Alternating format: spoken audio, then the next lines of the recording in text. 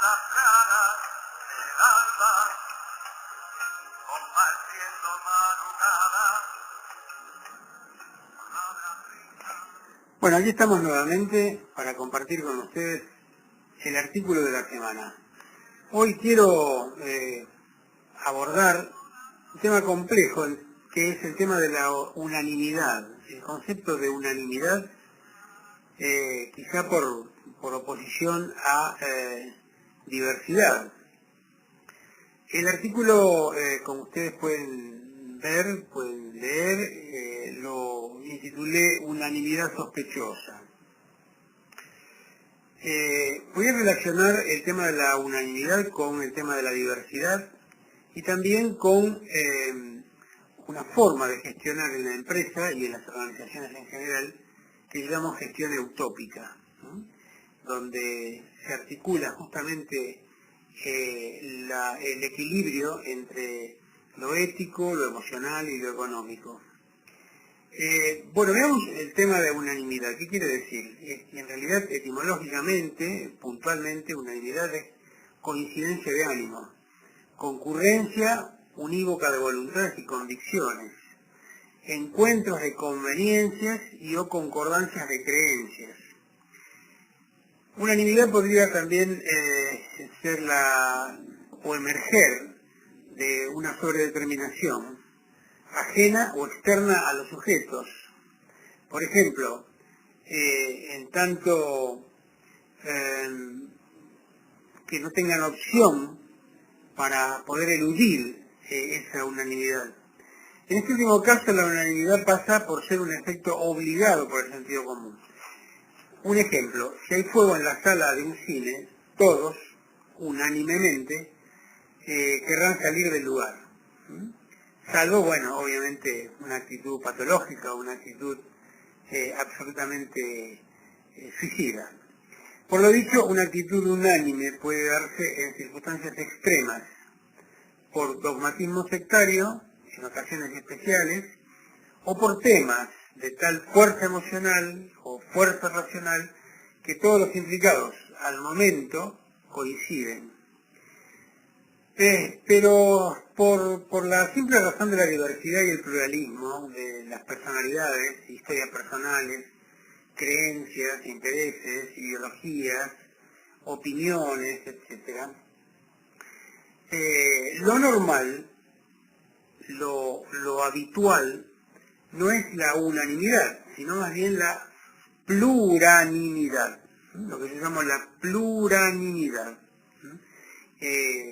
frente a la rareza, por así decirlo, de la unanimidad. En todo caso, las ocasiones unánimes son contingentes y limitadas en el tiempo.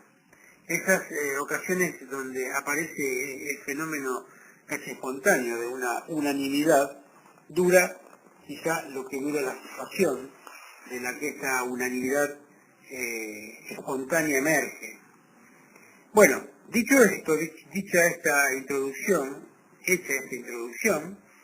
vamos a abordar el pensamiento que yo llamo clonado, es decir, ese pensamiento que tiende a hacer una copia y que en definitiva podemos considerarlo como un pseudo pensamiento.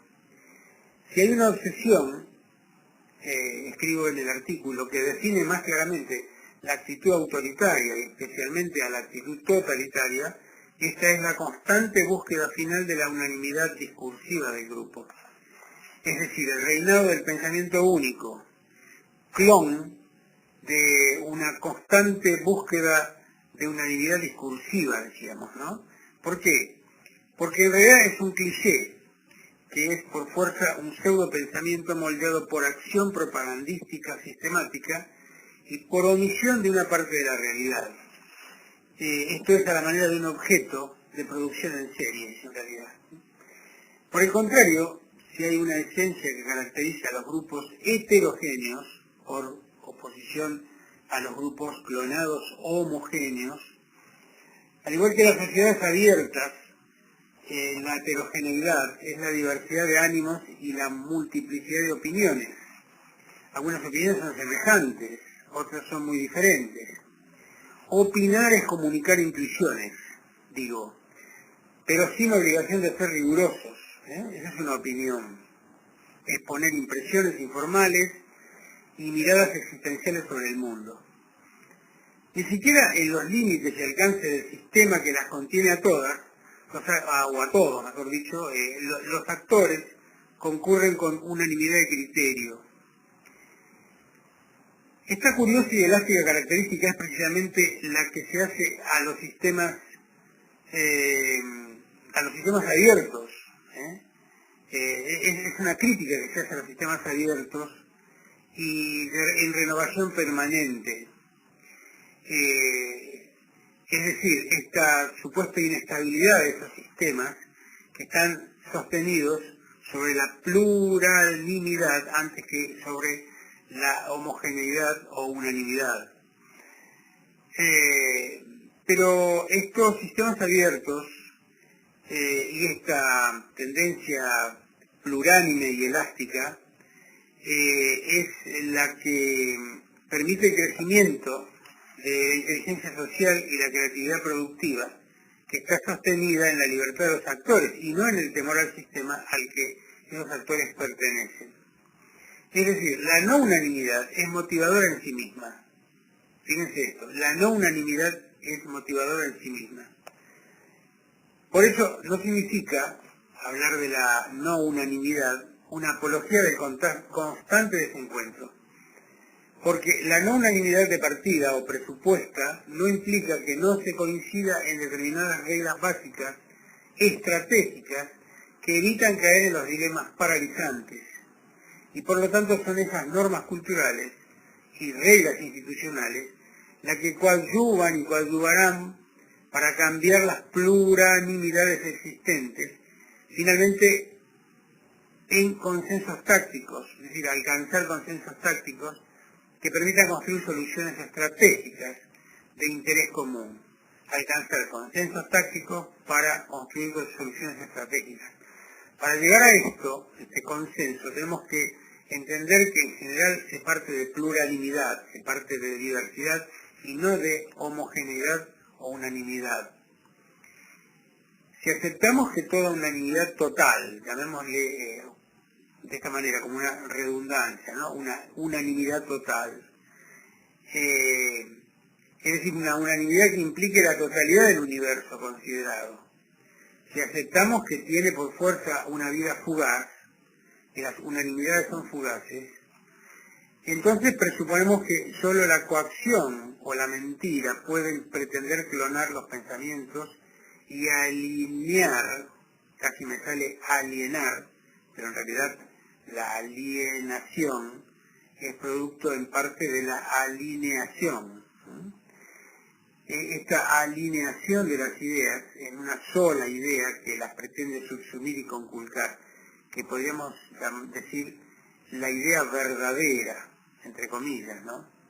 Los grupos llamados primarios, como las familias endogámicas o las sectas cuyos individuos están ligados por fuertes lazos emocionales directos y o por identificaciones indiscriminadas, manifiestan una tendencia natural a crear y alentar climas psicológicos de pensamiento clonal, o sea, unánimes, sostenidos en estados anímicos especulares, es decir, que se reflejan a sí mismos, no son autocríticos. Estos grupos tienden a alienarse al ser uno en el otro, es decir, a confundirse en la imagen del par. Así el imaginario, palabra que deriva de imagen desde luego, ese imaginario totalizante resulta la búsqueda del ideal de la unanimidad.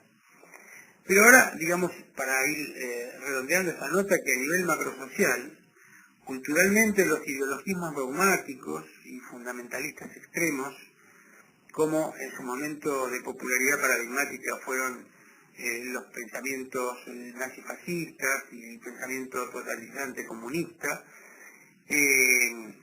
impulsaron estos pensamientos, estos ideologismos dogmáticos, un pensamiento único oficial, y castigaron, a veces hasta con la muerte, los desvíos del pensamiento que ellos llamaban equivocado o políticamente incorrecto para el régimen. Similar actitud de desagrado o intolerancia frente al pluralismo de ideas, aunque con efectos generalmente menos dogmáticos o menos dramáticos, encontramos en las organizaciones sociales que la sociología llama bonapartistas, populistas, cesaristas y otras ramas del mismo árbol perteneciente al orden comunicacional, clasificados genéricamente como sistemas o estilos de conducción de personas demagógicos. En el pasado, hay que decir que la Iglesia Católica medieval y ahora mismo los desvíos fundamentalistas de cualquier religión no toleraban ni toleran el pensamiento doctrinal diferente al que se lo ha considerado históricamente herético. Pensemos en el juicio que para salvar su vida hizo abjurar a Galileo de su visión heliocéntrica. Y finalmente la historia, si no ne vero, ben trovato, dice que Galileo sotto voce dijo, a pesar de todo se mueve, pur si muove. Otra vez el imaginario de unanimidad a palos, y sin embargo la tierra rebelde se siguió moviendo en contra del pensamiento oficial de la época. Es decir, esta idea de tapar el cielo con un arnero, ¿no? Para seguir con estos referentes del habla popular. Las macrosociedades, las microsociedades, al igual que las macro, las organizaciones de cualquier ámbito de acción, si son capaces de contener las diferencias y no combatir la pluralidad anímica y cultural, se perfeccionan en sus hábitos y actitudes, fortaleciendo los equilibrios de valores económicos, éticos y emocionales, que es lo que yo les dije al principio, estos tres, este equilibrio de los valores éticos, económicos y emocionales es lo que llamamos organizaciones utópicas.